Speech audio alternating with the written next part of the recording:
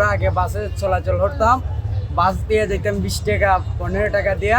আমরা ছাত্ররা সিএনজি দিয়ে এখন যাই, সিএনজি 30 টাকা 40 টাকা নিচে এখন আর জানা।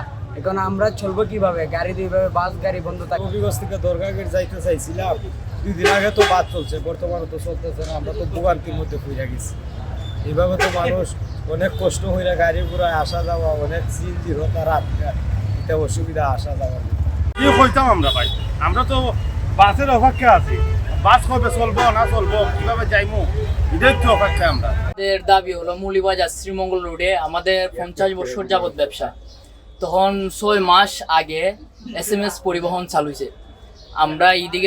আমরা যাওয়ার পরে তারা গাড়ির মাঝে প্যাসেঞ্জার উঠে না, তারার গাড়িগুলো খুব লো কোয়ালিটির। আর আমাদের গাড়িগুলোর মাঝে সবসময় আমরা যাত্রী সেবায় সবসময় ভালো কোয়ালিটির সেবা দেওয়ার জন্য রেডি থাকি, প্রস্তুত থাকি। যাত্রীদেরকে আমরা 50 বছর যাবৎ সেবা দিয়ে আইতেছি।